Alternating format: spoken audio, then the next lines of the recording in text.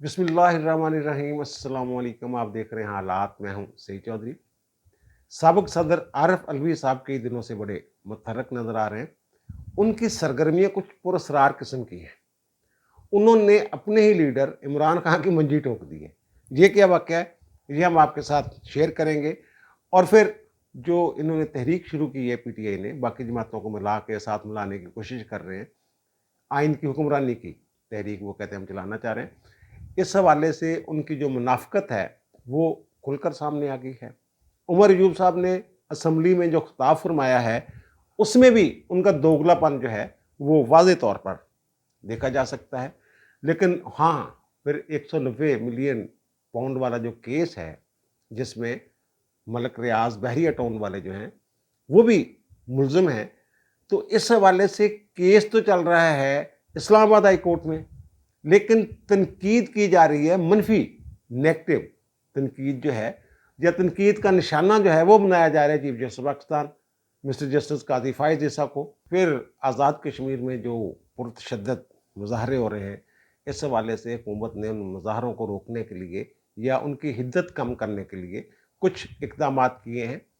इस तहरीक में जो मुतालबात किए जा रहे हैं उनको हम ज़मीनी हक़ाइक़ के साथ मिलाकर देखेंगे। कश्मीर जो है एक्शन कमेटी, जो अवामी एक्शन कमेटी वहाँ उन्होंने बनाई हुई है और वो पुरतशद्दद मुजाहरे हो रहे हैं।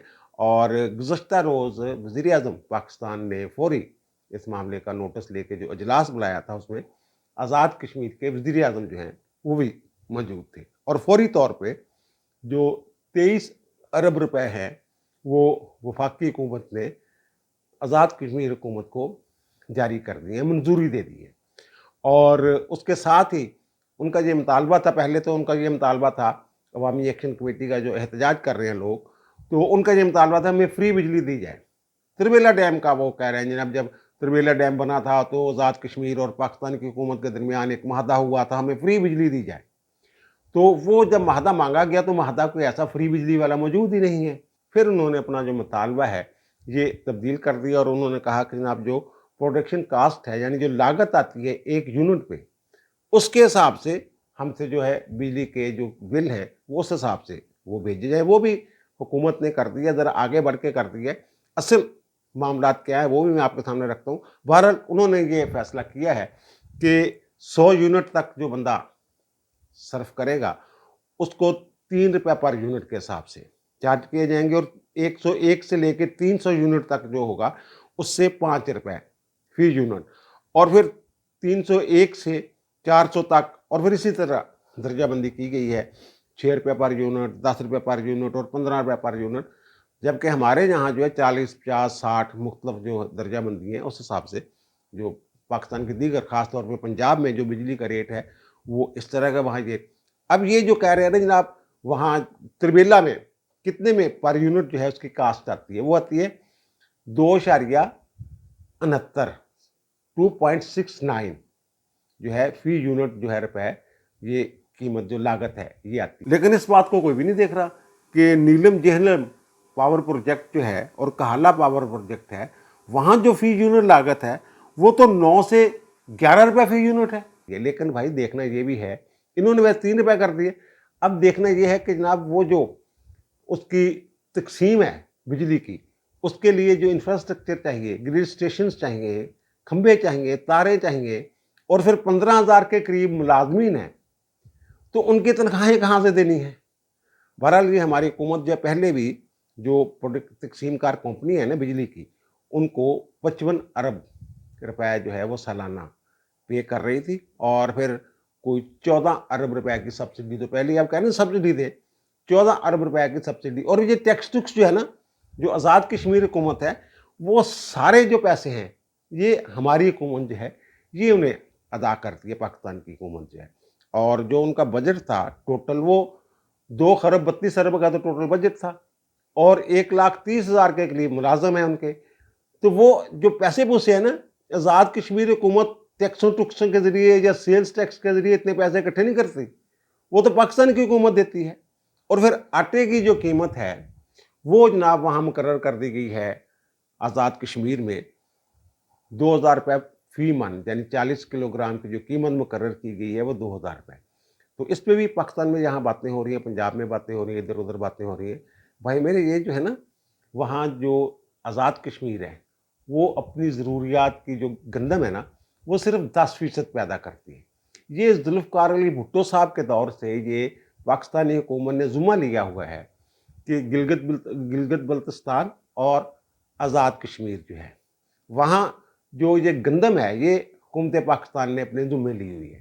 تو یہ بہرحال اس حوالے سے وہاں 2000 روپے جو ہے وہ فی من جو ہے وہ قیمت مقرر کی گئی ہے، اور اس کے باوجود وہاں جو مظاہرے مظاہرے ہیں ابھی تک جاری ہیں، اور حکومت پاکستان ظاہر ہے یہ ہمارا جو کشمیر کے حوالے سے جو ہمارے لوگ ہیں ان کی بھی ایک محبت ہے کشمیریوں کے ساتھ، کشمیریوں کی بھی ہمارے ساتھ محبت ہے، لیکن ایک خوف رہتا ہے کہ کہیں جو پاکستان دشمن قوتیں ہیں وہ نہ بیچ میں کوئی گیم ڈال دیں، اسی لیے ان کو اتنی سہولتیں ماضی میں بھی ملتی رہی ہیں، اب بھی ان کو یہ سہولتیں دی گئی ہیں۔ اور پھر ایک بات جو وہاں وہ کر رہے ہیں کہ جناب جو کشمیر بینک ہے، بینک آف کشمیر، اس کو شیڈولڈ جو پاکستان کے بینک ہیں پاکستان میں ان کو اس کو کام کرنے کی اجازت دیجیے، اور اسٹیٹ بینک جو ہے اس کو شیڈولڈ بینک جو ہے نا پاکستان کے ان کا درجہ دیں۔ تو بھائی میرے اس کے لیے تو ہمارا جو قانون ہے وہ بدلنا پڑے گا۔ وہ میرے خیال اس کا جو سرمایہ ہے کسی بینک کا وہ چاہیے ہوتا ہے شاید 50 ارب روپے جو ہیں، تو یہ 50 ارب روپے بڑے وہاں میرپور جو ہیں بڑے امیر ہیں، وہ سارے جمع کر کے کچھ شیئر شیئر خرید لیں اس کے اور بنا لیں، وہ اگر بنا سکتے ہیں تو۔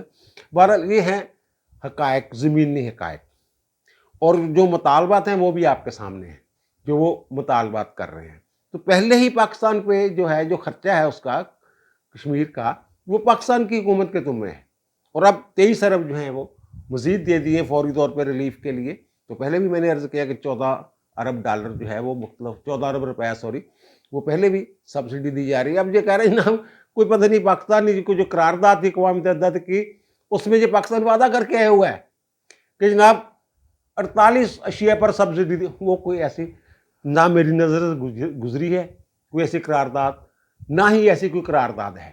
وہ تو اور قسم کی قرارداد تھی کہ ریفرینڈم ہوگا مقبوضہ کشمیر میں، اور جو پاکستان والا کشمیر ہے آزاد کشمیر جس کو ہم کہتے ہیں وہاں، اور لوگوں سے رائے پوچھی جائے گی کہ جناب وہ جو ہیں وہ کس کے ساتھ ہیں۔ اب آتے ہیں جناب 190 ملین والا جو معاملہ ہے، یہ معاملہ اصل میں جڑا ہوا ہے ملک ریاض کے ساتھ، اور ملک ریاض صاحب بہت سارے لوگوں سے جو محبت کرتے رہے ہیں اور باقاعدہ محبت بانٹتے رہے ہیں، تو اب ان لوگوں کو ان کی محبت بڑی یاد آ رہی ہے۔ اور عمران خان جب گرفتار ہوئے تھے نا، وہ بھی 190 ملین والا جو پاؤنڈ والا معاملہ ہے القادر ٹرسٹ والا، اسی میں گرفتار ہوئے تھے۔ اب معاملہ یہ ہے کہ عمران خان صاحب کی اس کیس میں جو نیب ظاہر اس کی سماعت جو ہو رہی ہے اڈیالہ جیل میں ہو رہی ہے، تو اس میں یہ ہے کہ جناب وہ ان کی درخواست ضمانت مسترد ہو گئی تھی وہاں سے، اب یہ اسلام آباد ہائی کورٹ میں معاملہ چل رہا ہے، اور چیف جسٹس عامر فاروق صاحب اور جسٹس طارق محمود جہانگیری صاحب جو ہیں یہ اس کیس کی سماعت کر رہے ہیں۔ آج اس کی مزید جو ہے وہ سماعت ہوگی، کل بھی گزشتہ روز بھی اس کی سماعت ہوئی تھی۔ تو اب مسئلہ پتہ کیا ہو گیا، اب جو نیب کے وکیل ہیں، جو پراسیکیوٹر ہیں، وہ اپنے دلائل کے دوران انہوں نے جو سپریم کورٹ میں یہ معاملہ ہے 190 ملین پاؤنڈ والا، تو اس حوالے سے جو جسٹس قاضی فائز عیسیٰ کی سربراہی والا بینچ ہے، تو اس حوالے سے جو ان کی آبزرویشنز ہیں، اور پھر جو 190 ملین پاؤنڈ جو ہیں یہ کھاتے میں چل گئے تھے بحریہ ٹاؤن کے، جو بحریہ ٹاؤن کو جرمانہ کیا ہوا ہے سپریم کورٹ نے، ساکم نثار والی عدالت نے 460 ارب روپے کا، تو یہ اس میں ضم کر دیے گئے تھے۔ یہ پکڑے گئے تھے، NCA نے، نیشنل کرائم ایجنسی نے لندن میں پکڑے تھے، اور پھر یہ انہوں نے حکومت نے ایک جعل سازی کا اعلانیہ کر کے نا وہ خفیہ اس کی منظوری لے کے شہزاد اکبر وغیرہ بیچ میں ہوئے گئے تھے، تو یہ معاملہ جو ہے ادھر پھر وہ ادھر چلے گئے تھے، اور قاضی صاحب نے جو سپریم کورٹ کے اکاؤنٹ میں یہ پیسے پڑے ہوئے تھے ان کو واپس بھیج دیا تھا حکومت کو کہ جناب یہ حکومت NCA نے تو حکومت کو دینا ہوتا ہے۔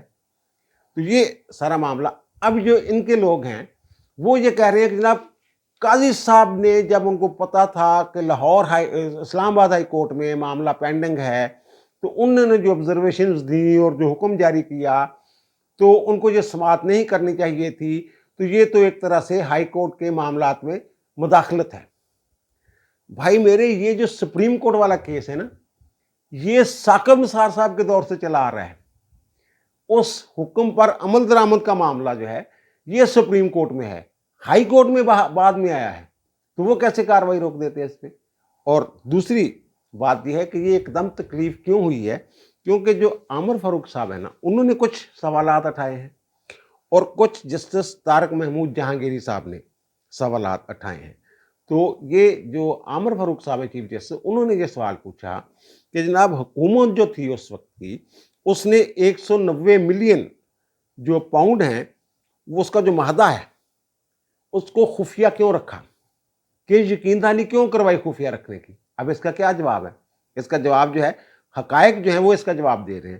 اور طارق محمود جہانگیری صاحب نے کہا جناب جو بند لفافے میں منظوری کروائی گئی، تو یہ بھی تو ہو سکتا ہے نا، بہت سارے جو وزراء ہیں کابینہ کے ارکان تھے، انہوں نے کہا جناب شہزاد اکبر صاحب آئے اس وقت، تو انہوں نے کہا جناب یہ بڑا اہم معاملہ ہے، کانفیڈینشیل ہے، اس کی منظوری دے دیں۔ تو انہوں نے کہا کہ جو بند لفافے میں منظوری کروائی گئی ہے ایک ایشو کی، تو یہ بھی تو ہو سکتا ہے نا کہ بند لفافے میں کوئی ایسی چیز کی منظوری ہو جاتی جو پاکستان کے مفاد کے خلاف ہوتا۔ تو پھر یہ بھی عدالت نے آبزرویشن دی کہ یہ کوئی ڈیٹ نہیں بلکہ خفیہ رکھنے کا معاملہ، اس کی کوئی ڈیٹ کو خفیہ رکھنے والا معاملہ نہیں ہے، بلکہ یہ تو اعلامیہ ہے ایک طرح سے۔ اور پھر انہوں نے یہ بھی پوچھا کہ جناب لارڈ ویژن سے بھی تو اس کی منظوری لینی ہوتی ہے نا، کیا لارڈ ویژن سے منظوری لی گئی تھی؟ نہیں لی گئی، یعنی یہ ہر معاملے کو بند رکھنے کی کوشش کی گئی۔ اور اس کی وجہ کیا ہے؟ اس کی وجہ یہ ہے کہ جناب اس معاہدے کے بعد جو منظوری کابینہ کی ہوتی ہے، اس کے بعد مارچ 2021 میں یہ جو القادر ٹرسٹ ایکٹ نام نہاد انہوں نے بنایا، اور القادر یونیورسٹی، اور اس کو 458 کنال جو ہے اراضی دی صحابہ کے قریب، انہوں نے بیریٹون والوں نے۔ اور پھر اس کی جو تعمیر ہے یونیورسٹی کی، وہ عمران خان کا اپنا بیان ہے۔ جب وہ پہلے جو نمل یونیورسٹی تھی اس میں بڑی تاخیر ہو گئی تھی، تو میں نے کہا تھا کوئی بڑا ڈیولپر ہونا چاہیے، تو پھر میں نے ملک ریاض سے بات کی، تو ملک ریاض نے کہا کوئی گل نہیں یار، پیسے بھی ایسے لا دیں گے۔ یہ ساری چیزیں جب کھل رہی ہیں نا، تو پھر میں نے پہلے ایک ولاگ میں، بلکہ ایک سے زیادہ دفعہ میں یہ عرض کر چکا ہوں کہ کمشنر راول پنڈی سے لے کے یہ سارے جو عدلیہ کے خلاف چل رہے ہیں، محاذ چل رہا ہے چیف جسٹس پاکستان کے خلاف اور فوج کے خلاف، اس کے پیچھے ممکنہ طور پہ ملک ریاض صاحب کا ہاتھ ہے، کیونکہ اس کا جو معاملہ ہے وہ ریاض صاحب، ملک ریاض صاحب جو مالی طور پہ بڑی ایک مشکل میں پڑے ہوئے، اور کرپشن جو ہے مبینہ طور پہ اس سے جو نیب کا ریفرنس ہے اس میں وہ ملزم ہیں، تو وہ بڑی بری طرح پھنسے ہوئے ہیں۔ اور یہ خان صاحب کہہ رہے ہیں، صحافیوں نے پوچھا نا خان صاحب سے کہ جناب آپ ان کو شہزاد اکبر کو بلائیں نا، وہ کہتے لیں اس کو تو ایئرپورٹ پہ پکڑ لینا ہے۔ اور فرا گوگی کے حوالے سے کہا جناب میری تو 2 دفعہ ملاقات ہوئی ہے، وہ بشرا بیگم کی سہیلی ہے، یعنی پادے و بشرا بیگم تھے، یہ معاملہ بھی اس طرح کے۔ یہ اس کے پیچھے جو ہے نا پروپیگنڈا قاضی صاحب کے خلاف، اس کے پیچھے ملک ریاض صاحب جو ہیں وہ بیٹھ کے جو ہے وہ ڈوریاں جو ہیں وہ ہلا رہے ہیں۔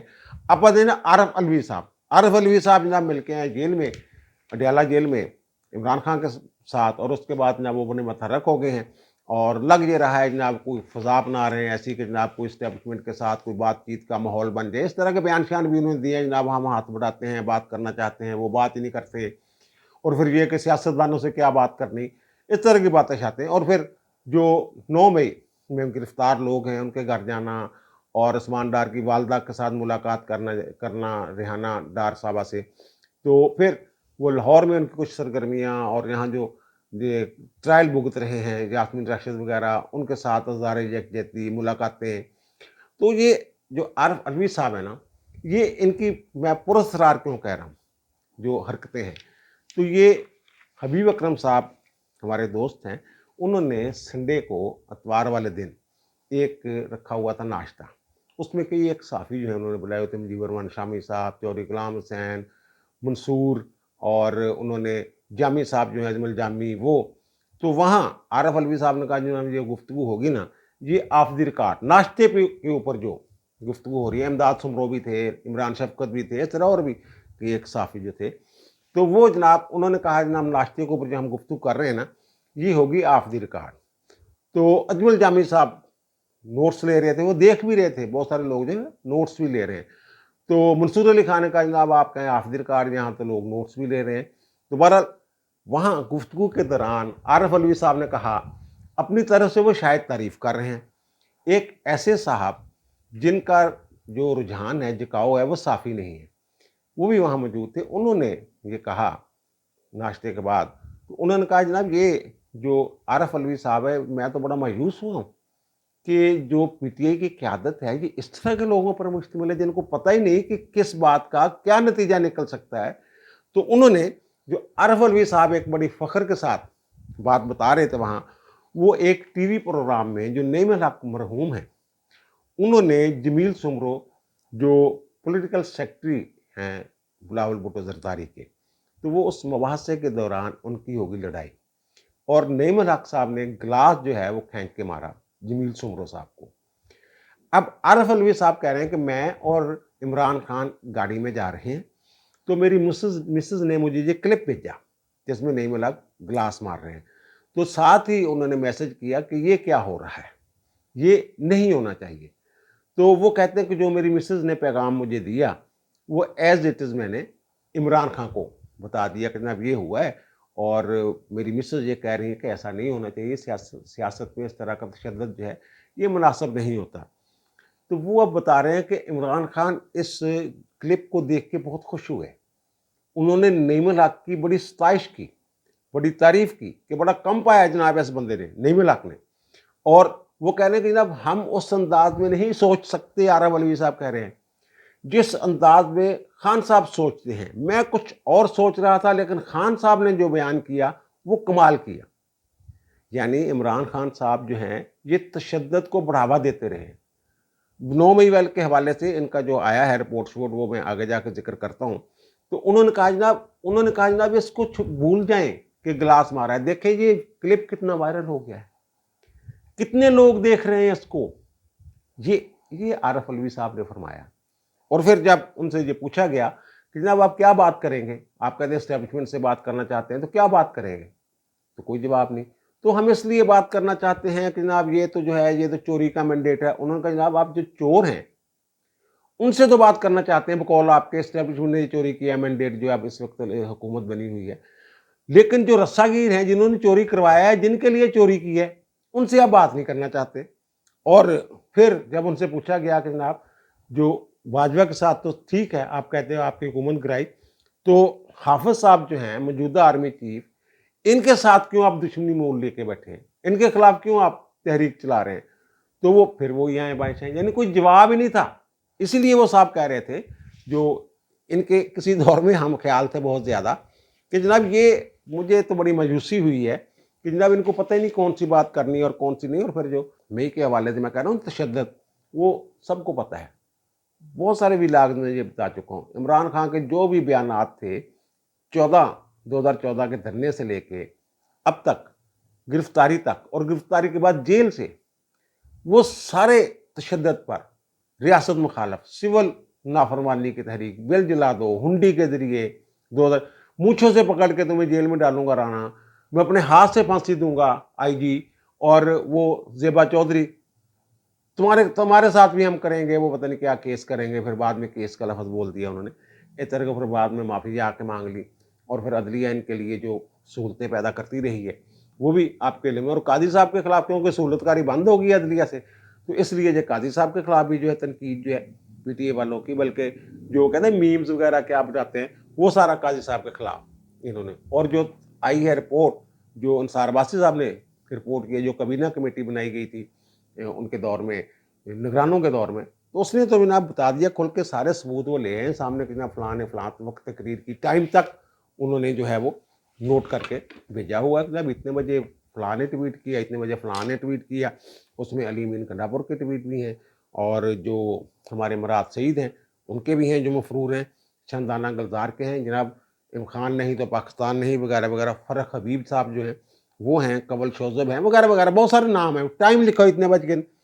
اب یہ دیکھیں میں نے یہ عرض کیا تھا اپنے ولاگ میں، پچھلے ولاگ میں، کہ یہ پلاننگ ان کی پہلے سے طے تھی، ذہن سازی کر چکے ہوئے تھے جناب یہ کام ہم نے ڈالنا ہے فوج کے خلاف، فوج کے اندر کو کرنا ہے. اور میری اطلاع کے مطابق یہ اطلاع جو ہے یہ پہنچ چکی ہوئی تھی فوج کے اندر اعلیٰ کام تک، حافظ صاحب تک، IAS نے معاملہ جو ہے یہ ساری چیزیں جو پکڑ لی تھی. تو مسئلہ یہ ہے کہ یہ 9 مئی کو کہہ رہے ہیں جناب آپ یہ فالس فلیگ آپریشن تھا، لوگ سارے ان کے ہیں، فلاں جناب CCTV فوٹیج غائب ہے. وہ ساری فوٹیج جو ہے وہ آپ کے لوگوں نے ڈالی ہوئی ہے، خود ویڈیو بنا کے میڈیا نے. وہ تمام فوٹیجز جو ہیں وہ CCTV اگر 2-3 جگہوں پہ نہیں بھی ہے تو وہ فوٹیجز موجود ہیں. تو بھائی میرے یہ دیکھیں کہ یہ کیسے کہہ سکتے ہیں جب پہلے سے جو کہا گیا ہے ہدف دیے گئے ہیں وہاں پہنچے. یہ ہے نا آپ کے سامنے ہے. تو یہ 9 مئی سے پہلے اس کا مطلب انہوں نے اہداف مقرر کر رکھے تھے. اور اس وقت تو عمران خان صاحب جو باہر تھے نا، اس وقت تو عمران خان صاحب جو ہیں وہ نہیں تھے نا جیل میں. اس وقت تو وہ آزادانہ فیصلے کر رہے تھے جو بھی کر رہے تھے. اس میں جو مرکزی کردار ہے نا وہ خان صاحب کا ہے.